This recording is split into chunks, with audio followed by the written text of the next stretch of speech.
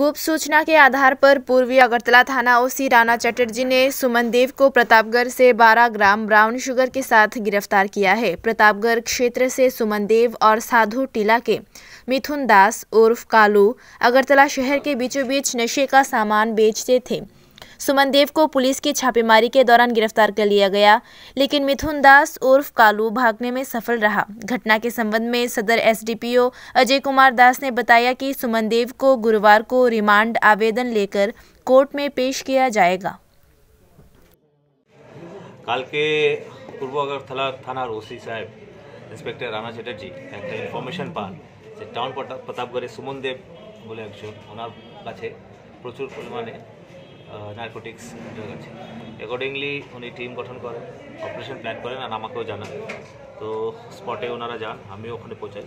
ওখানে টাউন প্রতাপগড় রাম ঠাকুর girls college school যে আছে ওর পাশে সুমন দেব সন অফ লেট নির্মল চন্দ্র দেব ওনার বাড়িকে ঘেরাও করে। ওনার বাড়িকে ঘেরাও করার পরে ওনাকে ভিতর থেকে আটক করা হয়।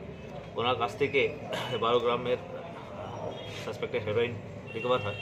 কিন্তু ইন দ্য মিন টাইম ওনার সঙ্গে আরেকজন যে ছিল মিঠুন দাস কালু বাড়ির সাধুটিলা, উনি ওখান থেকে পালাতক হতে সক্ষম হয়। কিন্তু কালুর কাছে যে কৌটোটা ছিল ওই পলিথিনের ওটা ফালানো গেছিলো, ওটা আমরা তো এসেকে আনা হয় সুমন দেবকে।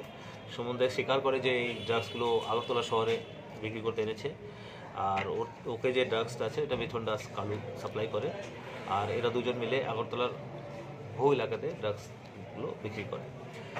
তো আজকে আমরা সুমন দেবকে কোর্টে তুলব। আমরা এনডিপিএস অ্যাক্টে কেস নিয়েছি, দুজন সুমন দেব আর মিঠুন দাস দুজনের নামে রিমান্ড চেয়েছি। আর চেষ্টা করা হচ্ছে যে মিঠুন দাস কালু যে পালাতক আছে ওনাকেও শীঘ্রই অ্যারেস্ট করলে আপনাদের জানানো। তো দুদিন আগে মানে পরশু দিনও আমরা ওয়েস্ট পিএসে সিমিলারলি আমরা রিকভার করেছি। ওরা আমাদের এখন কাস্টাডিতে আছে, জিজ্ঞাসাবাদ চলছে। তো প্রতিনিয়তই আমাদের দু থানা, পূর্ব থানা পশ্চিম থানা almost every alternate day narcotics seize করছে।